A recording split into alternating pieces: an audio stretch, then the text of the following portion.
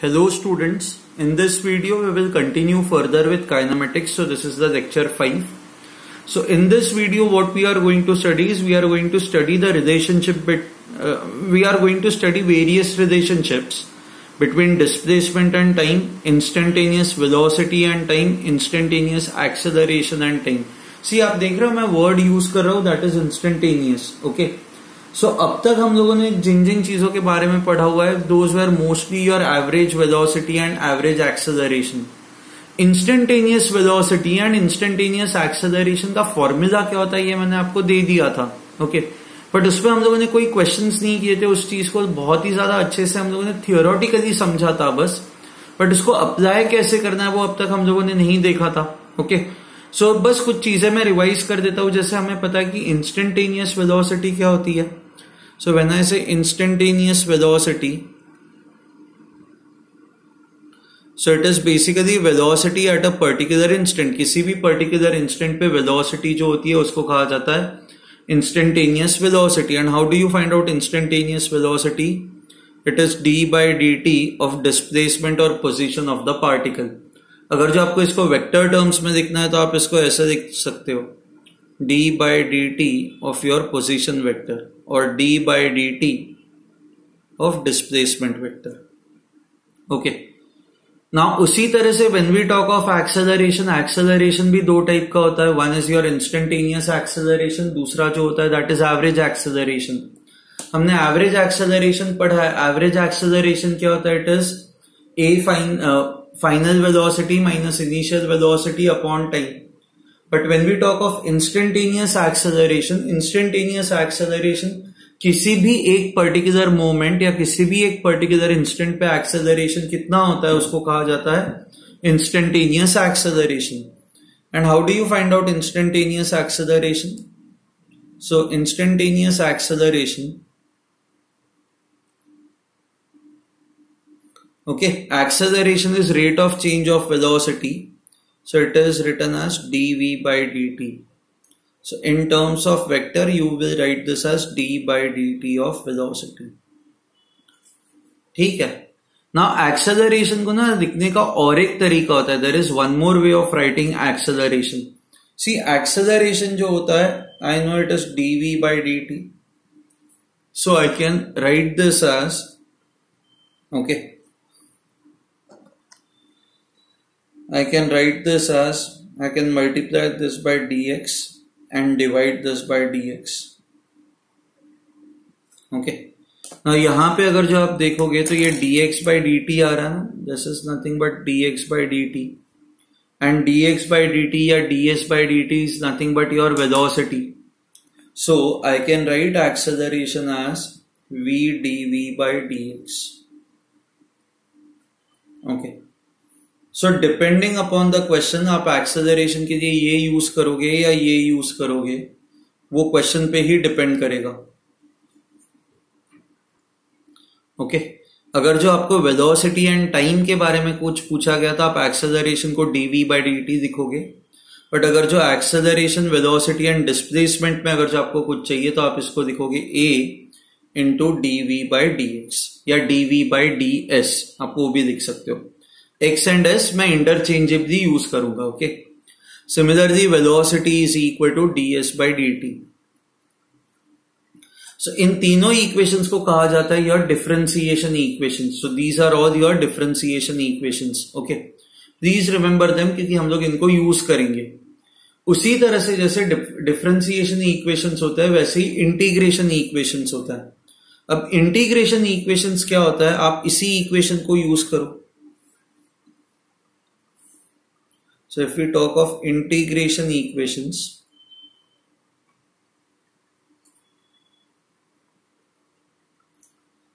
so you have a is equal to dv by dt. Okay, तो मैं dt को ये साइड पे लेके जाता हूं. a into dt is equal to dv. Okay. अब हम लोग इसको इंटीग्रेट कर सकते हैं. इसको कहा जाता है डिफरेंशियल इक्वेशन या इसको कहा जाता है डिफरेंस, राइट. दिस और this is your differential equation. अब यहां पे अगर जो आपको एग्जैक्टली वेलोसिटी एंड टाइम के बीच में रिलेशनशिप चाहिए तो नेक्स्ट स्टेप में आप क्या करते हो, you integrate this.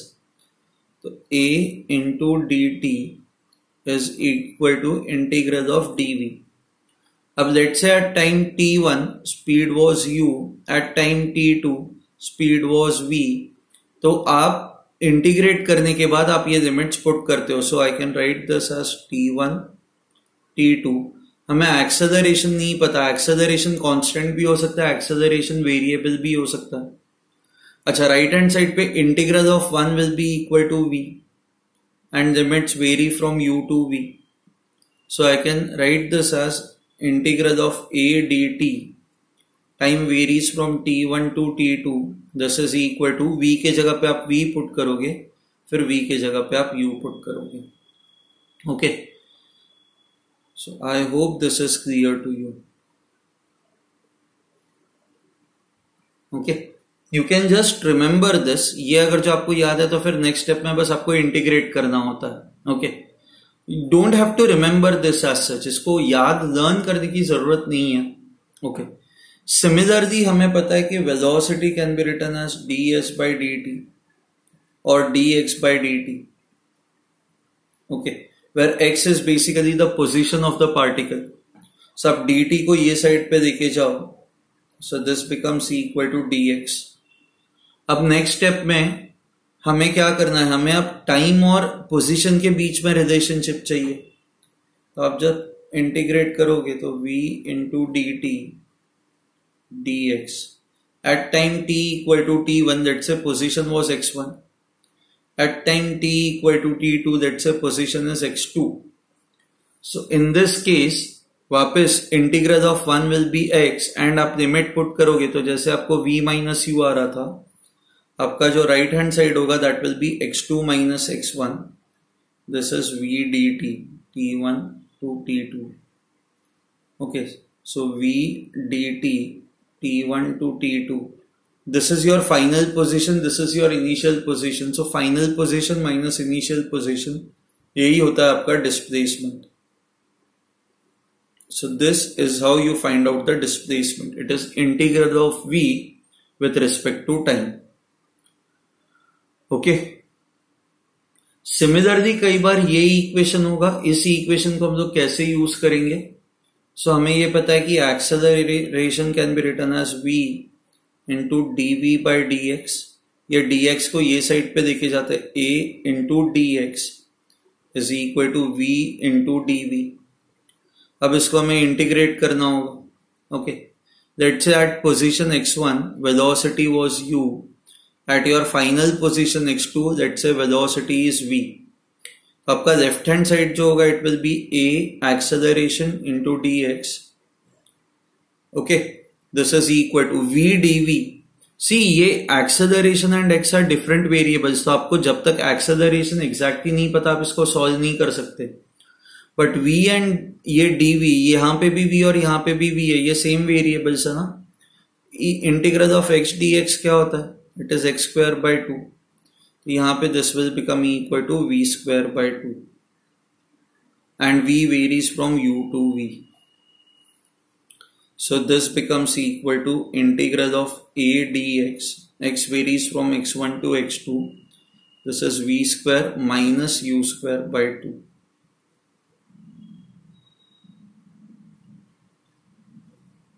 okay, so I hope you have understood this, you have understood these equations। okay, so ये equations कौन कौन से है, पहले है आपके first set of equations are your differentiation equations, जहां पे acceleration को हम लोग v dv by dx भी लिख सकते हैं या dv by dt भी लिख सकता है, and velocity is written as ds by dt।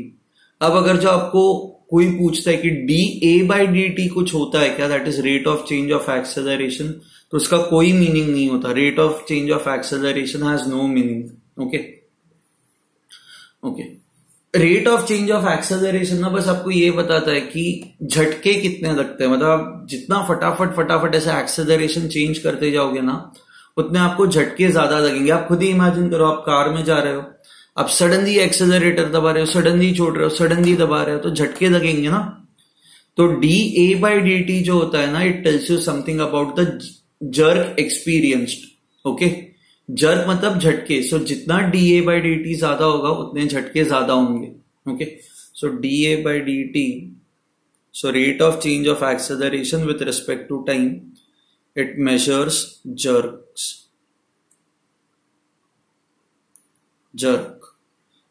experienced. Okay, usually da/dt हम लोग कभी भी यूज नहीं करते. उसी तरह से ये आपके जो इंटीग्रेशन के इक्वेशंस है, इंटीग्रेशन के इक्वेशंस में आप डिफरेंशिएशन इक्वेशंस को यूज करके फिर आप इनको इंटीग्रल फॉर्म में लेके आते हो. Okay, so velocity can be written as integral of a dt. Displacement can be written as integral of velocity with respect to time. Okay, so you have to remember them. अब इनके basis पे हम लोग जो है वो questions करना start करेंगे. We will start the question. See, question जब आप पढ़ोगे ना तो you have to first understand it कि क्या पूछा गया है उस क्वेश्चन में.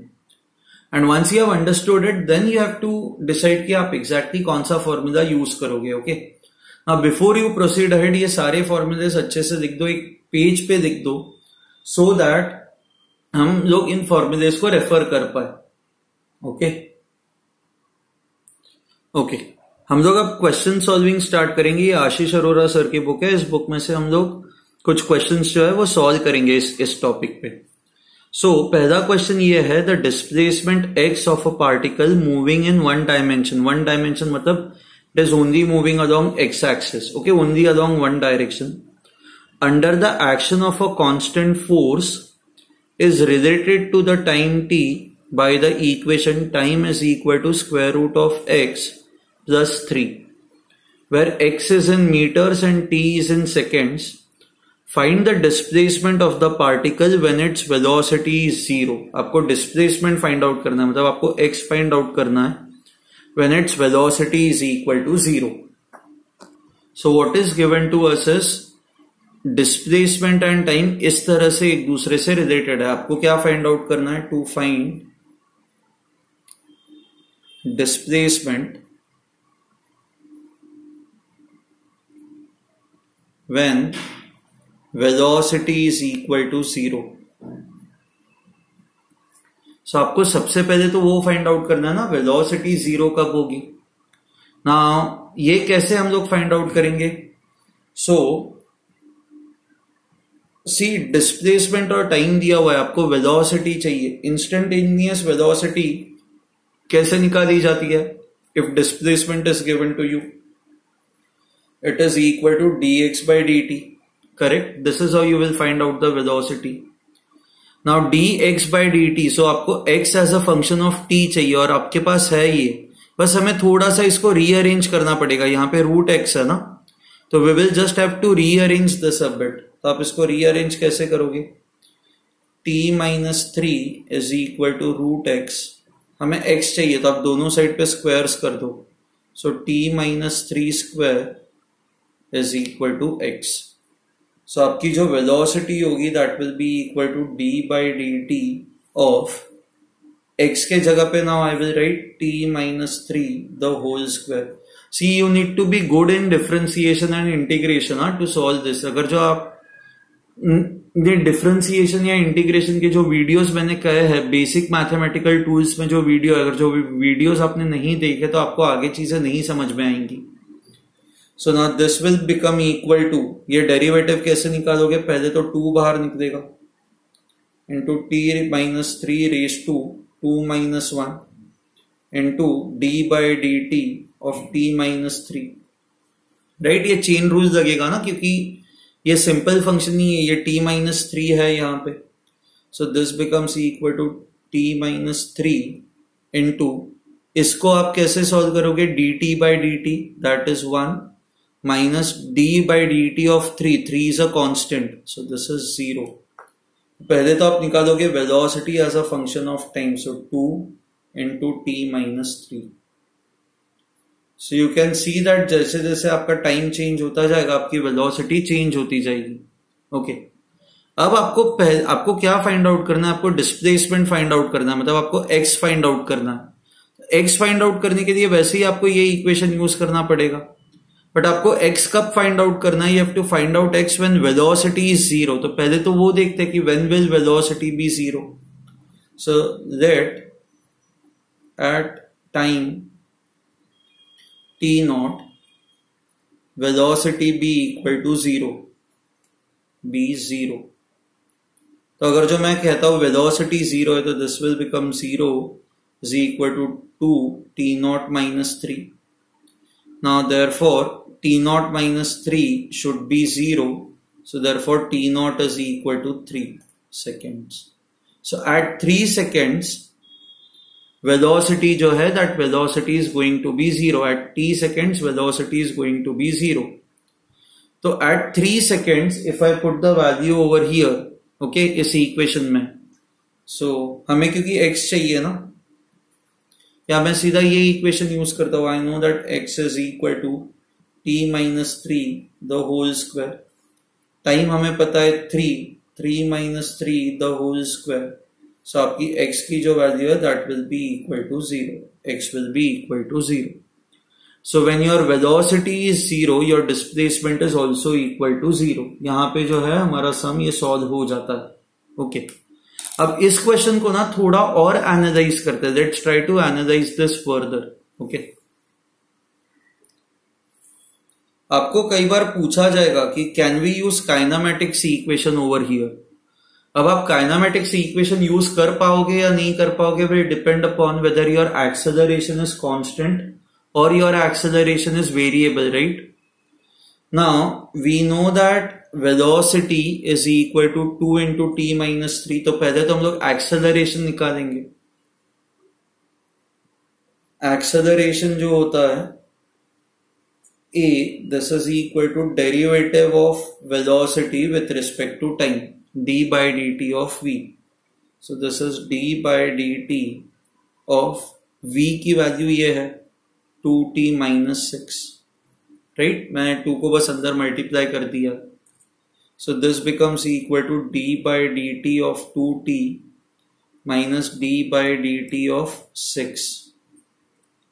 तो आपका ये जो एक्सेलरेशन है, या एक्सेलरेशन कितना हो जाएगा, 2 बाहर आ जाएगा, d by d t of t minus ये derivative of a constant is 0. So आपका जो एक्सेलरेशन होगा this is 2, dt by dt 1 होता है ना, therefore your acceleration is 2 meters per second square. You can see that acceleration के expression में कहीं पे भी time नहीं आता. You're not getting time anywhere.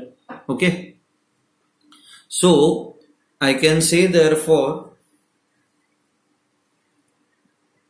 acceleration is not function of time, that is it is constant. अब अगर जो आपका एक्सेलरेशन कांस्टेंट है तो हम लोग काइनेमेटिक्स के इक्वेशन यूज कर सकते हैं ना. तो v equal to u plus a t s is equal to u t plus half a t square. ये सारी चीजें हम लोग यूज कर सकते हैं. अच्छा, कई बार आपको ये पूछ सकते हैं कि what is the initial position of the object. अब अगर जो मान लो आपको इनिशियल पोजीशन पूछा जाए,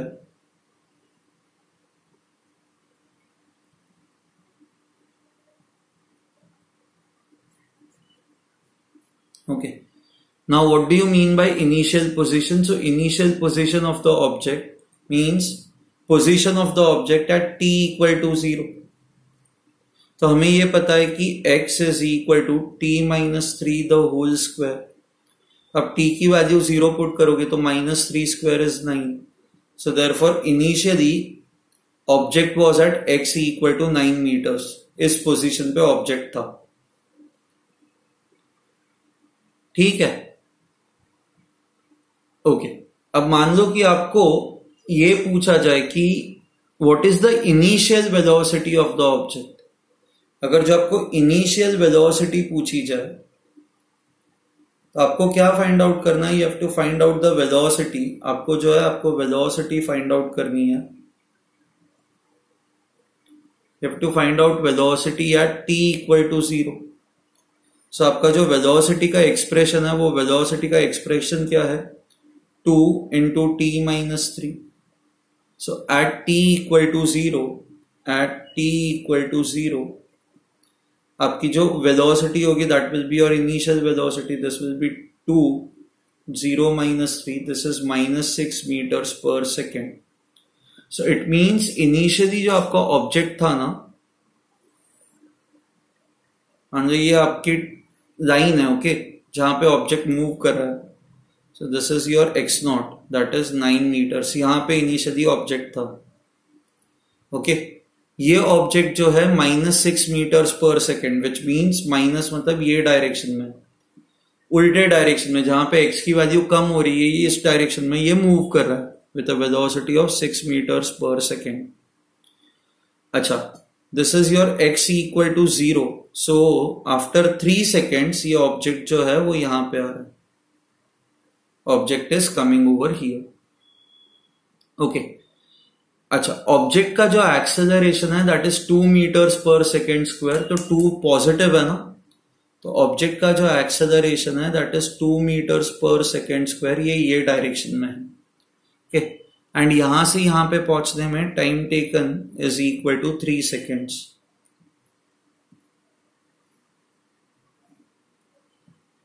ठीक है, because your acceleration is constant. आप एक काम कर सकते हो, आप ये भी कर सकते हो, s is equal to u t plus half a t square.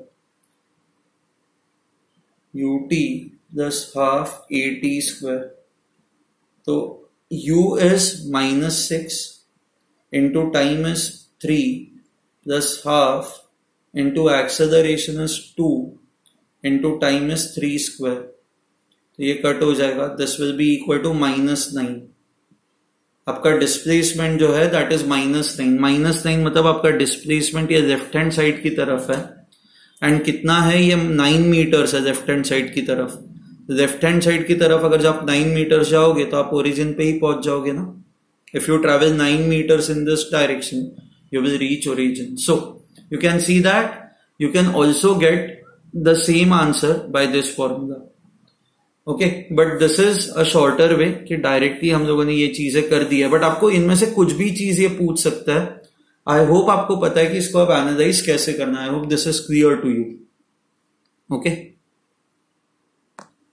अच्छा, अब सेकेंड क्वेश्चन है, instantaneous velocity of the particle moving in positive x direction is given by v is equal to 3/x²+2. So velocity and displacement में आपको relationship दी है. At t equal to 0, particle starts from origin. So at t equal to 0, x was also equal to 0. Okay. अब आगे इन्होंने क्या दिया हुआ है, find the average velocity of the particle between the 2 points x equal to 2 and x equal to 4. Okay. So what is given to you? See, understand this. What is given to you? Velocity is given to you. And ये velocity आपको कितनी दी गई है, 3 divided by x²+2. So velocity as a function of time is given to you. आपको ये दिया हुआ है at t equal to 0 particle was at origin, so x was also equal to 0. And आपको ये फाइंड आउट करना है average velocity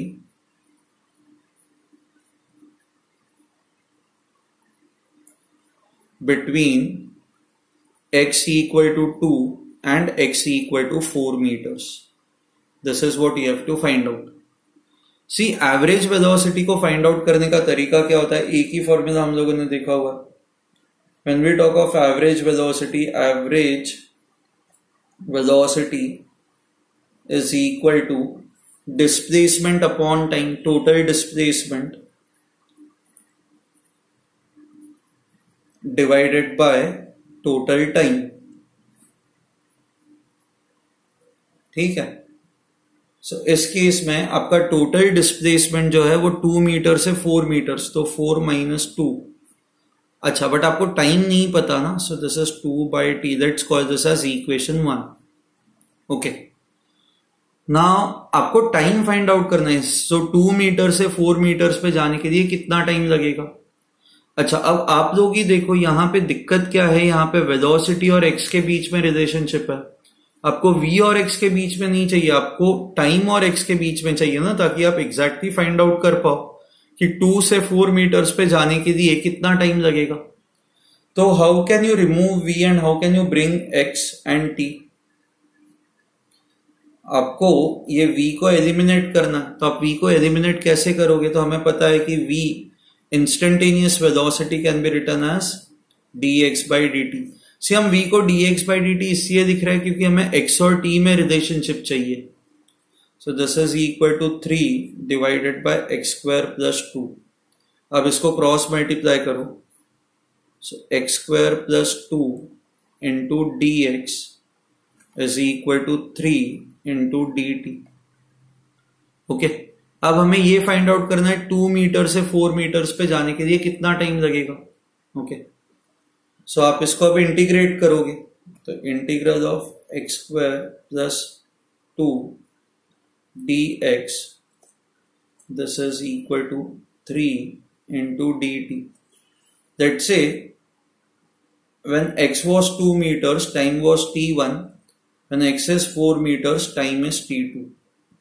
okay, तो आपको यही टाइम डिफरेंस फाइंड आउट करना है ना. 2 मीटर से 4 मीटर्स पे जाने के लिए कितना टाइम लग रहा है, that is t2 minus t1 आपको करना. सी ये लिमिट्स क्या कहती है? लिमिट्स ये कहती है at time t1 object was at 2 meters, at time t2 object was at 4 meters. Okay, x equal to 2 पे था पहले, फिर x equal to 4 पे है, क्योंकि हमें यही फाइंड आउट करना है ना कि कितना टाइम लग रहा है, ताकि आप वो टाइम यहाँ पे सब्स्टिट्यूट कर पाओ. अब how will you integrate this? पहले तो इसको सेपरेट आउट कर देता है. x square dx it varies from 2 to 4 plus integral of 2 into dx varies from 2 to 4. 3 constant है, ये बाहर निकलेगा t1 to t2 1 into dt. So now x square का जो इंटीग्रल होगा that will be equal to x cube by 3. It varies from 2 to 4 plus यहां से 2 बाहर निकलेगा, integral of 1 will be x varies from 2 to 4. This is equal to 3. Integral of 1 will be equal to t. Okay, क्योंकि आपका ये variable t है, it varies from t1 to t2. अब हम लोग क्या करते हैं, लिमिट्स पुट करता है. सो 4 पहले पुट करोगे, so 4 cube is 64 minus 2 cube is 8 by 3 plus 2. x के जगह पे 4 minus 2, this is 3 t2 minus t1. Okay, so 64 minus 8, 56 by 3 plus 2 2s are 4. This is equal to 3 into delta t. So 56 plus 12, 68 by 3 is equal to 3 into delta t. तो आपका जो delta t होगा that will be equal to 68 by 9. So this is the time taken to travel from 2 meters to 4 meters. 2 metre से 4 metres पे जाने के लिए इतना टाइम लगेगा. ओके, सो अब आपको ये टाइम मिल गया है ना 2 से 4 पे जाने के लिए, और आपको एवरेज वेलोसिटी फाइंड आउट करनी है. So that is total displacement upon total time, so 2 upon ये delta t. So average velocity जो है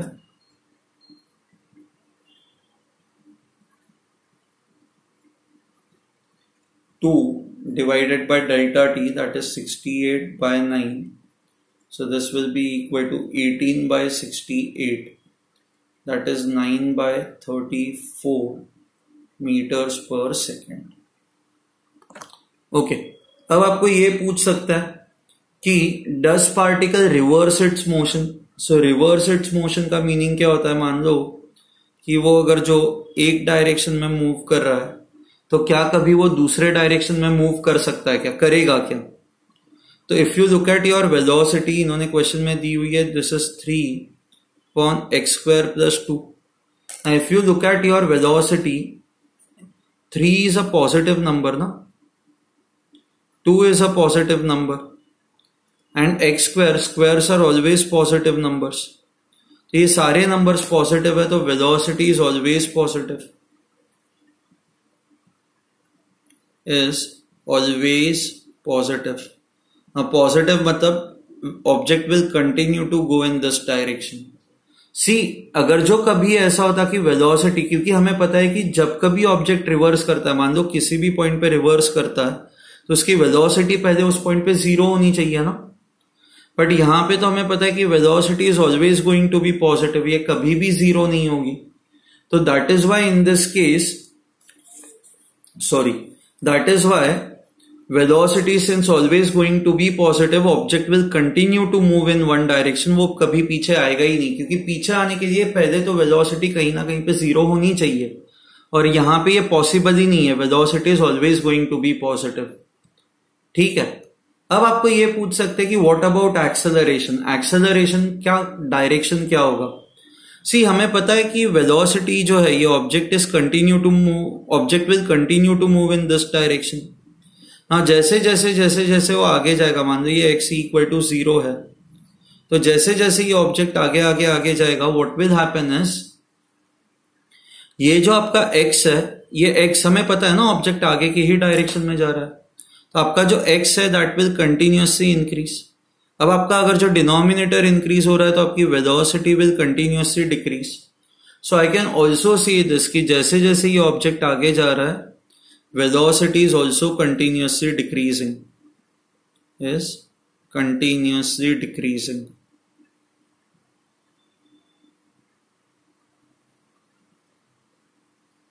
एंड वेलोसिटी डिक्रीज होती है जब एक्सेलरेशन उल्टे डायरेक्शन में होता है, जब बेसिकली रिटार्डेशन होता है। So I can say because velocity is decreasing, तो आपका acceleration has to be in opposite direction, तो आपका acceleration ये उल्टे डायरेक्शन में होगा। Is this fine? ठीक है। So I hope this is clear to you. In case आपको ये पूछा ही जाए कि how much would be your acceleration, आपका acceleration कितना होगा, तो आपको v as a function of x दिया हुआ है ना, तो v as a function of x दिया हुआ है, तो आप एक्सेलरेशन कैसे निकालोगे। So a is equal to v dv by dx, हमने ये देखो रिलेशनशिप लिखी हुई है, ओके। एंड हमें ये तो पता है, हमने लॉजिकली तो ये बताया कि एक्सेलरेशन उल्टे डायरेक्शन में होगा, तो बेसिकली ये डेरिवेटिव निकालने के बाद your acceleration should come out to be negative, right, वो हमेशा नेगेटिव आना चाहिए, ओके। सो आप dv बाई dx कैसे निकालोगे, आपको इसका डेरिवेटिव देना होगा। सो dv by dx, so this is d by dx of 3x square plus 2, okay. अब इसका डेरिवेटिव आपको निकालना है। अब डेरिवेटिव निकालोगे तो आप देखोगे कि acceleration will always be negative. मैं बस फाइनल आंसर लिख देता हूं, आप देखो आप डेरिवेटिव खुद से निकाल पा रहे हो या नहीं। सो ये डेरिवेटिव होगा which is always negative, okay. So negative into